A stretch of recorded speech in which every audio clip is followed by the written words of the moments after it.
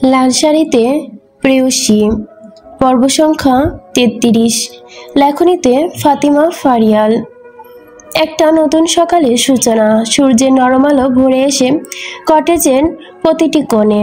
হৃদিতা সবে শাওয়ার নিয়ে বেরিয়ে আসে। পা দিয়ে নেতিয়ে যাওয়া গোলাপের পাপড়ি সরিয়ে দাঁড়ালো আয়নার সামনে। কোমর ছোঁড়া চুলগুলো ডগা থেকে টপটপ করে পানি গড়িয়ে পড়ছে। কাল রাতের মতো আহাদ রেগে যেতে পারে ভেবে আয়নার সামনে দাঁড়িয়ে তোয়ালের সাহায্যে চুল মুছতে লাগলো। কালো আর সোনালির মিশ্রণের গাউনটা আর ফর্সা ত্বকে চকচক করে ফুটে তুলেছে তাকে।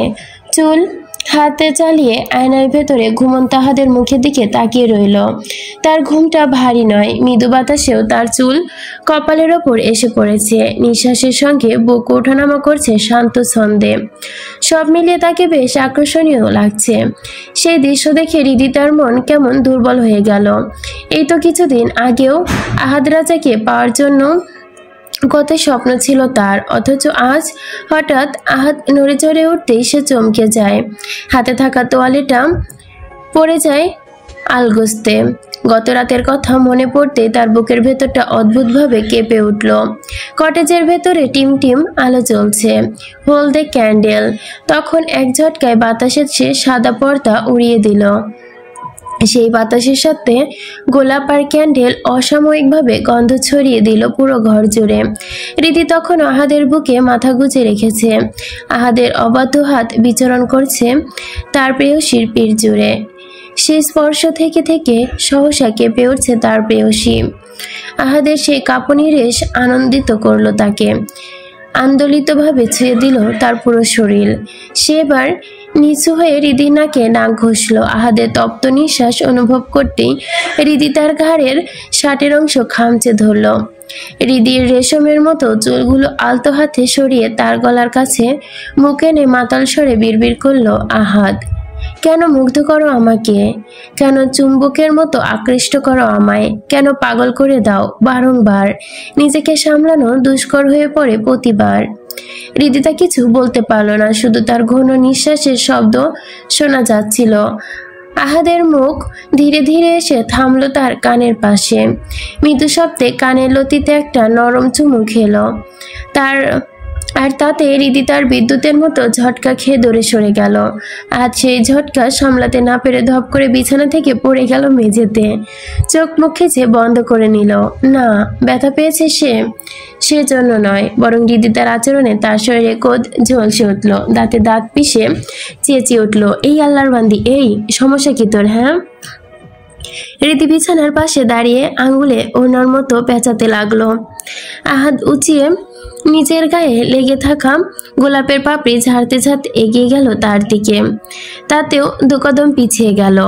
আহাদ আবারও কটমট করে উঠল, এই আল্লাহর বান্দি, স্টপ! আর এক পাও নড়বে না, এখানে দাঁড়িয়ে থাকো চুপচাপ। কিন্তু কে শোনে কার কথা? আহাদ এবার এগিয়ে যেতেই হৃদি দৌড়ে বিছানা থেকে অপর প্রান্তে চলে গেল। আহাদ এবার রেগে গেল, রাগ যেন মাথায় উঠে গেছে। কপালে নীলচে শিরাগুলো বিদ্যমান। চল শক্ত করে দু আঙ্গুল নাড়িয়ে ডাকলো, হৃদি, কাম হিয়ার। না, আমি কিন্তু ভীষণ রেগে যাচ্ছি হৃদি, আসো বলছি। আমার মাথা কিন্তু হেবি গরম হয়ে যাচ্ছে জানো। এবার যদি তোকে ধরতে পারি তাহলে কিন্তু থাপড়াই তো চেহারা নকশা পাল্টাই দিব। একটু থেমে ফের ডাকলো, এদিকে আসো। মাথা নাড়ল হৃদি, না, আপনি মারবেন।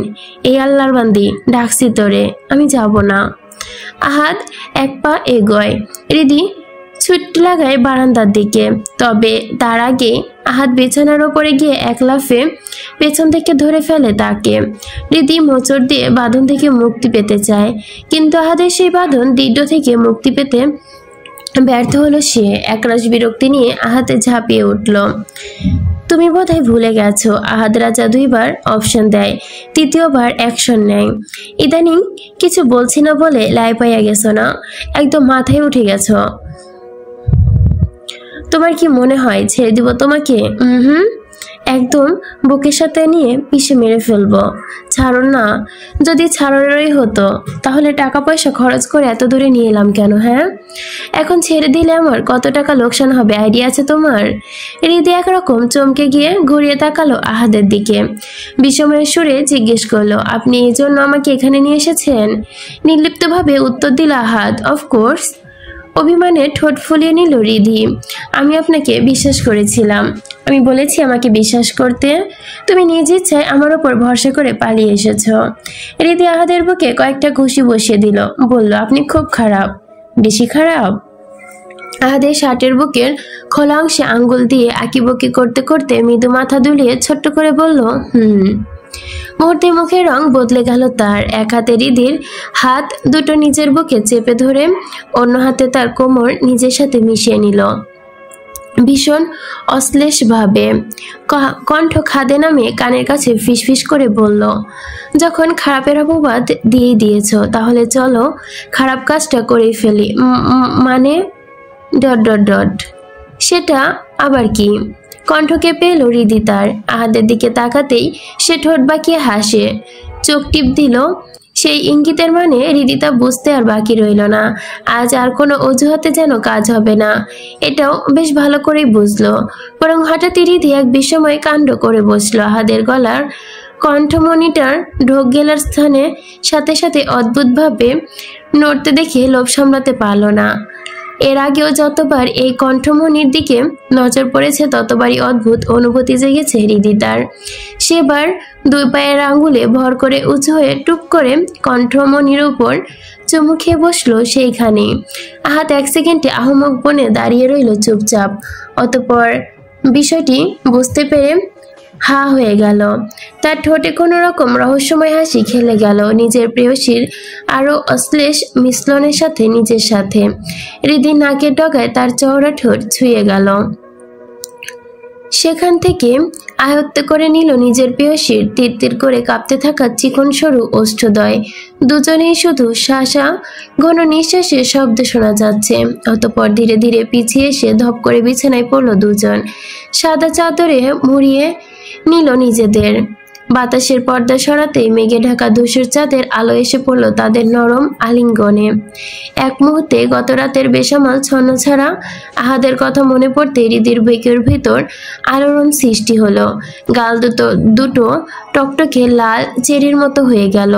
তখনই অনুভব করলো ঘাড়ের কাছে তপ্ত নিঃশ্বাস।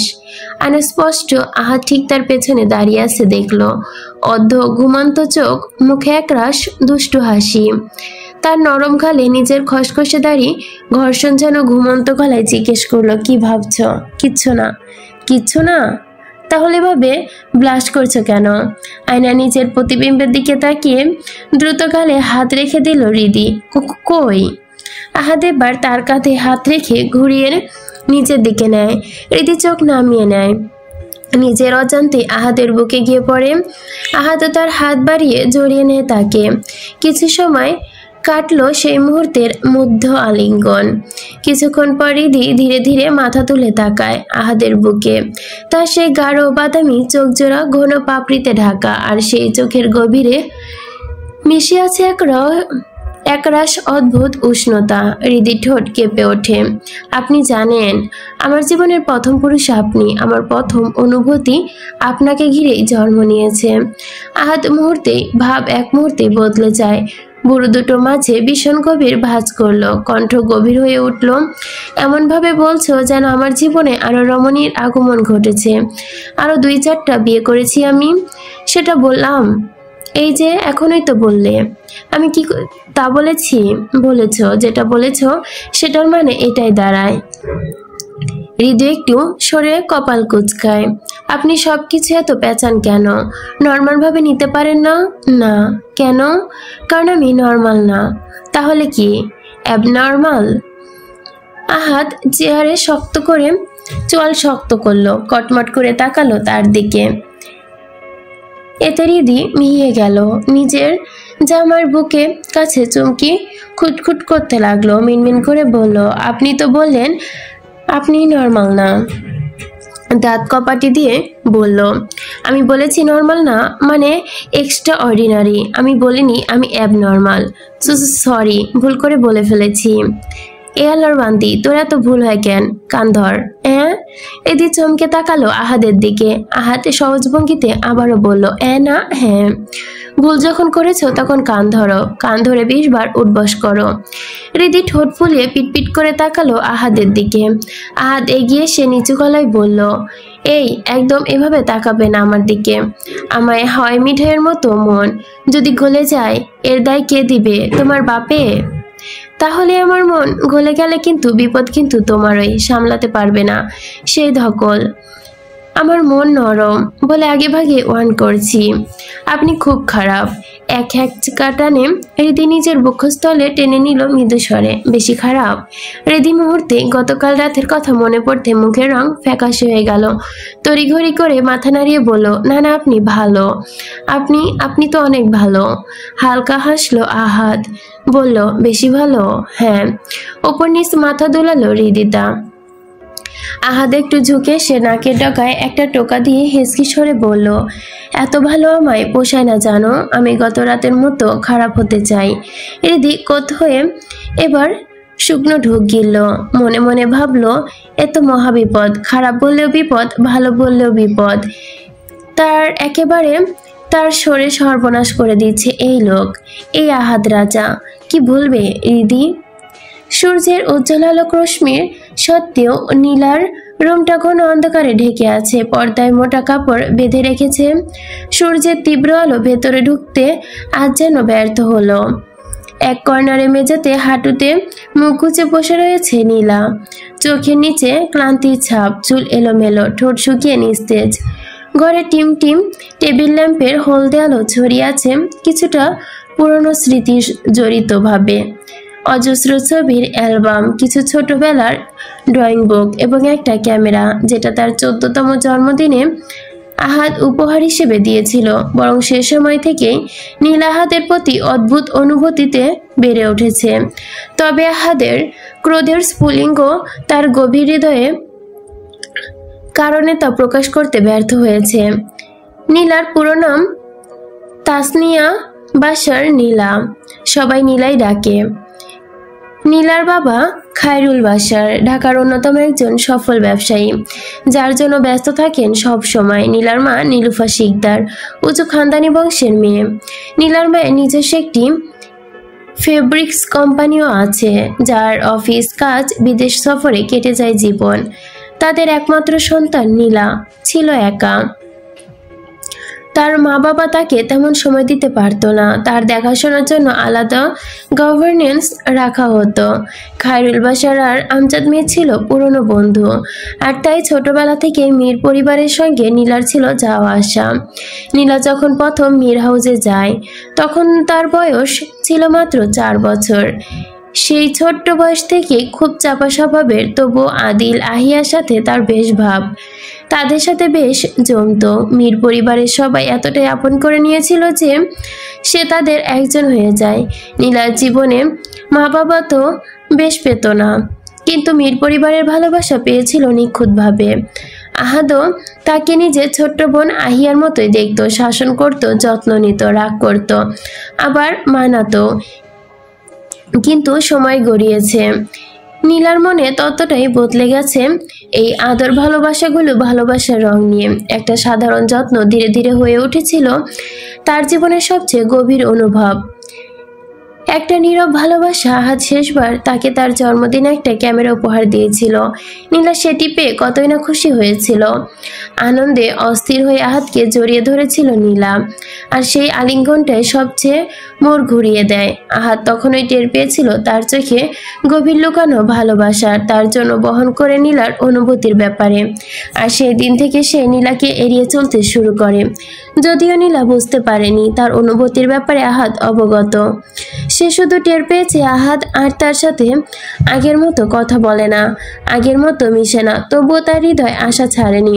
সে ভাবতো একদিন আহাদ বুঝবে, জানতে পারবে তার অনুভূতিগুলোকে, হয়তো সেদিন তাকে আপন করে নিবে। কিন্তু না, সে ভুল ছিল।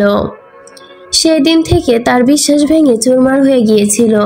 যেদিন জানতে পারে আহাদ আর রিধি একে অপরকে ভালোবাসে, সেদিন থেকে নীলা নিজেকে গুটিয়ে নিয়েছে, বন্দি করে রেখেছে অন্ধকার ঘরে।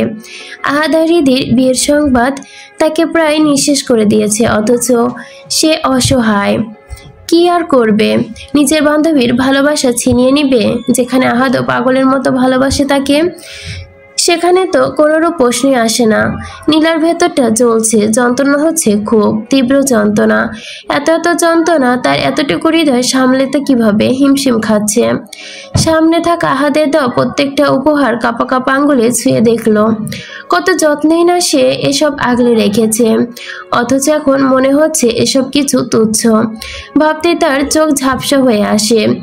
উড়ুতে চিবুক ঠেকে আবারও ডুকরে কেঁদে ওঠে। নোনা জল টপ টপ করে পড়তে লাগলো তার গাল বেয়ে।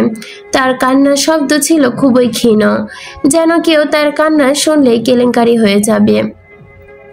চোখ বন্ধ করে গভীর নিঃশ্বাস টেনে ভারী স্বরে বিড়বিড় করলো, ভালোবাসা পেতেও কপাল লাগে, ভাগ্য লাগে। সেই ভাগ্য আমার নেই, আমার কপালে এমন কিছু লিখে রাখেনি খোদা। ফোঁস করে নাক টেনে নিঃশ্বাস ছাড়লো সে। অভিযোগের সুরটা যেন কাপা কাপা গলায় বিড়বিড় করলো এই মুহূর্তে।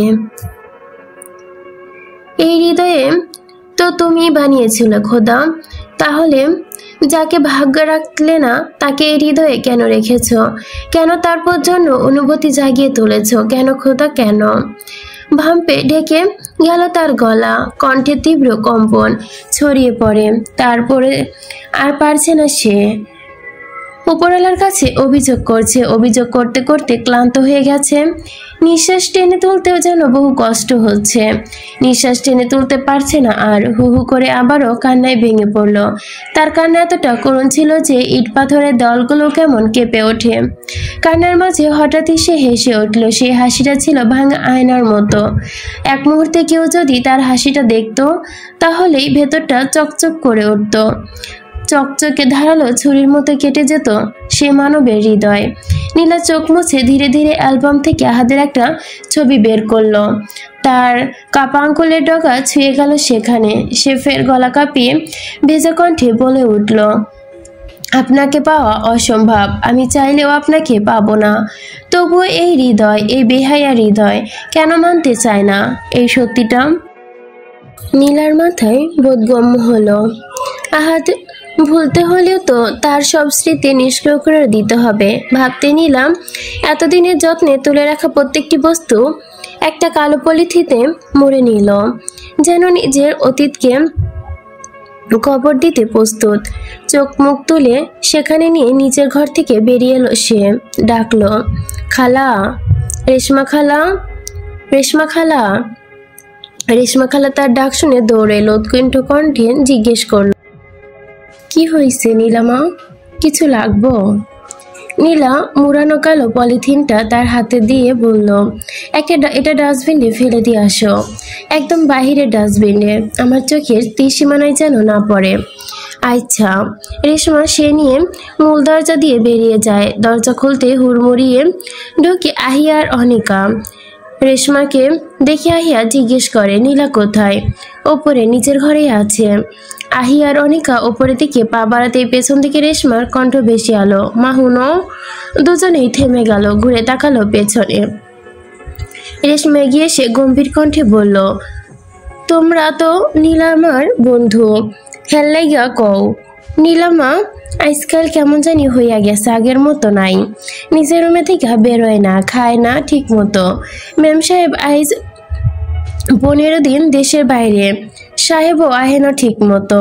আমি তো নতুন, তেমন কিছু জানিও না, কাউরে চিনিও না, কারে কমু খুঁজা পাই না। তুমগরেই চিনি, হেলেগা তুমগরেই কইলাম। আহিয়ার অনিকা একে অপরের দিকে তাকালো। অতঃপর আহিয়া রেশমাকে আশ্বস্ত করে বলল, আমরা দেখছি, আপনি চিন্তা করবেন না।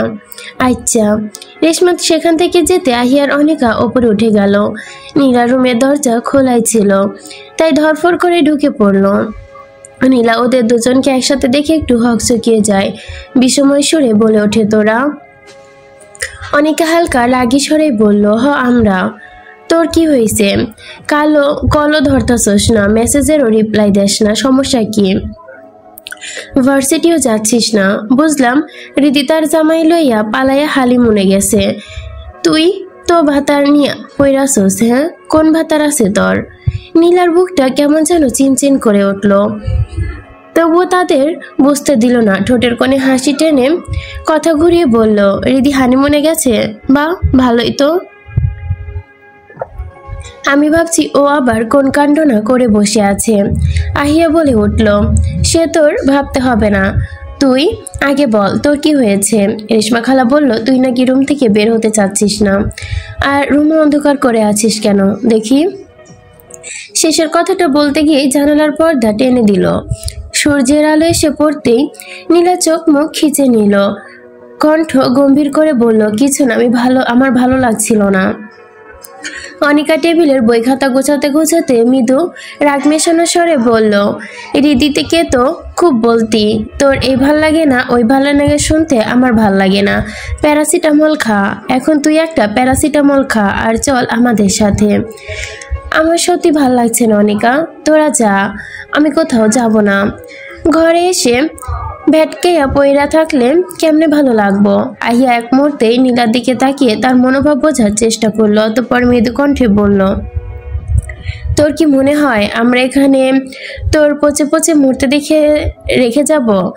অনিকা ধরত। আহিয়া নীলার ব্যাগটা অনিকার হাতে ধরিয়ে দিল। নীলা জিন্স আর কুর্তি পরে আছে, তাই পোশাক বদলানো জরুরি মনে করলো না তারা। শুধু একটা আকাশি রঙের ওড়না নীলার গলায় জড়িয়ে দিল। অনিকা আর রাহিয়া দুজন পাশ থেকে দুই বাহু ধরে টেনে বাসা থেকে বের করে নিয়ে গেল। রেশমা কিছুক্ষণ তাকিয়ে থাকলো তিনজনের চলে যাওয়া পিঠের দিকে। সারাদিন ধরে অনিকা আর আহিয়া নীলাকে নিয়ে ভার্সিটির প্রাণকেন্দ্রে ঘুরেছে। নীলার পছন্দের ফুচকা, ঝালমুড়ি, আইসক্রিম সহ আরো অনেক কিছু খেয়েছে এবং শপিং মলও ঘুরে কিছু কেনাকাটা করেছে। এতে নীলার মনটা আগের তুলনায় সত্যি একটু হালকা হয়েছে। তবে সত্যি বলতে আহিয়ার নিজের ভেতরটাও ভার হয়েছিল। নীলার কষ্টে সে কিছুই এরকম ক্লান্ত হয়ে পড়েছিল, তবুও হাসতে পারা তৃপ্তিটা যেন অনেকটাই শান্তি এনে দিয়েছিল ওর মনে। সন্ধ্যার একটু আগে আগে সবাই যে যার ঘরে ফিরে গেল। আহিয়া ব্যস্ত পায়ে গেট পেরিয়ে মূল দরজায় আসতেই তার পা দুটো যেন থমকে গেল। হলঘরের মাঝখানে বড় সোফায় বসে আছে আদনান, তার পাশে আদিল। আদনানের উরুর ওপর ল্যাপটপ, দুজনের চোখে তাকিয়ে আছে নিবদ্ধভাবে। মনে হলো কোনো গুরুতর আলোচনায় ব্যস্ত, হয়তো আদিলের পড়াশোনা বা কোনো প্রকল্প নিয়ে কথা বলছে। আহিয়া এক মুহূর্ত স্থির হয়ে গেল। সারাদিন একবারও আদিলের কথা মনে পড়েনি, আদনানের কথা, এমনকি এক মুহূর্তের জন্যও না। কিন্তু এখন ওকে চোখের সামনে দেখে গতকালের তিক্ত স্মৃতিগুলো পাথরের মতো যেন বুকের ওপর চেপে বসেছে। মনে পড়ল ওর চোখে ঠান্ডা দৃষ্টি সংযুক্ত অথচ কাঁপিয়ে দেওয়া কণ্ঠস্বর। আজ যে আদনানের ছুটি দিন, সেটা আহিয়া পুরোপুরি ভুলে গিয়েছিল। তবে মনে মনে ভাবল, ভালোই হয়েছে সারাদিন বাইরে ছিলাম, অন্তত সামনে তো পড়িনি, না হলে আবার কোন না কোন ভাবে ওনার রাগের কারণ হয়ে যেতাম। তাই দ্বিতীয়বার আর কিছু না ভেবে আহিয়া তাড়াহুড়ো করে ওপরে ওঠার জন্য সিঁড়িতে পা বাড়ালো।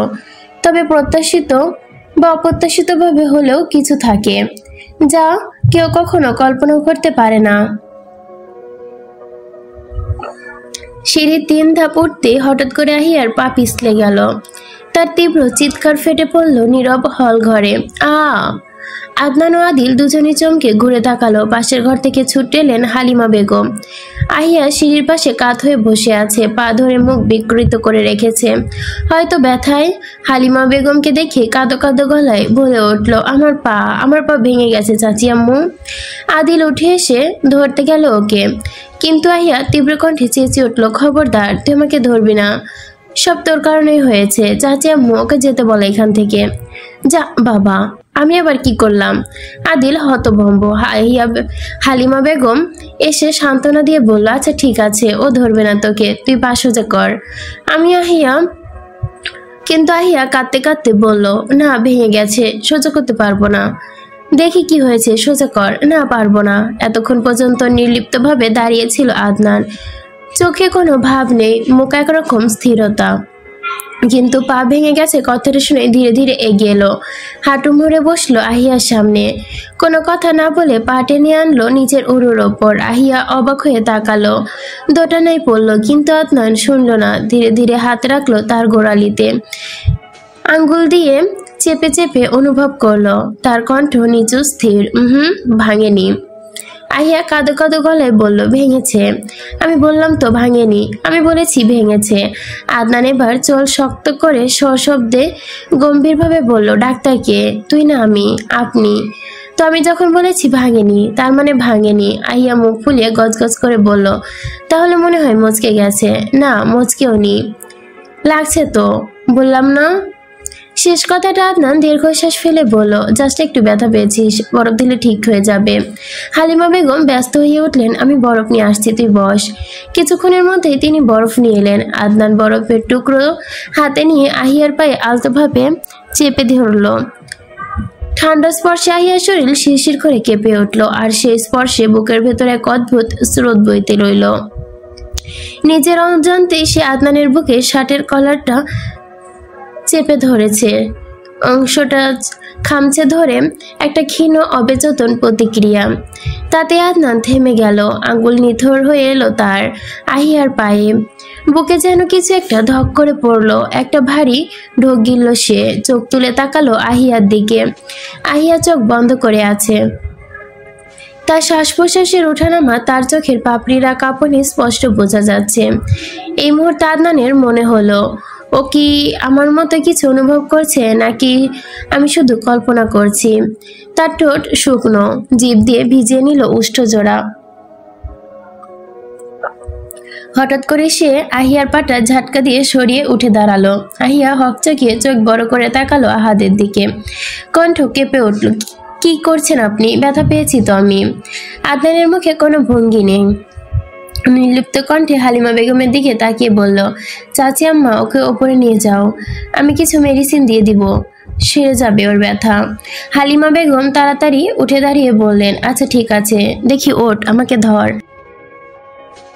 হালিমা বেগম ধীরে ধীরে সিঁড়ি বেয়ে ওপরে উঠতে লাগলো, আহিয়াকে নিয়ে ঘরের ভেতর নিস্তব্ধতা ভার করতে লাগলো। ওদের করিডোরে মিলিয়ে যেতে দেখে একটা দীর্ঘ ভারী শ্বাস ফেলল আদনান। বিড়বিড় করে বলল, এইটুকু ব্যথা সহ্য করতে পারিস না? মেডিসিনের প্রয়োজন হয় তোর? তাহলে ভাব, আমার এত গভীর ক্ষত নিরাময়ের জন্য কোন মেডিসিন না থাকা সত্ত্বেও আমি কিভাবে সহ্য করছি। অবশ্য বেশ বোঝার ক্ষমতা তোর নেই আহিম।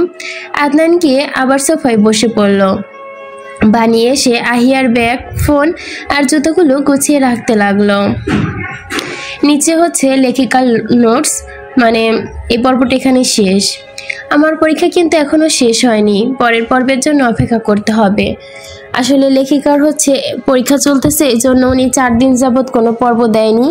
যেহেতু কালকে শুক্রবার, জানেন শুক্র শনি সব শিক্ষা প্রতিষ্ঠান বন্ধ থাকে, তো পরীক্ষার জন্য মাঝে একটু ছুটি পেয়ে এই পর্বটা দিয়েছে। হয়তো বা আবার পরের পর্ব কাল পরশু দিলেও পরবর্তী পর্ব পাইতে একটু দেরি হবে।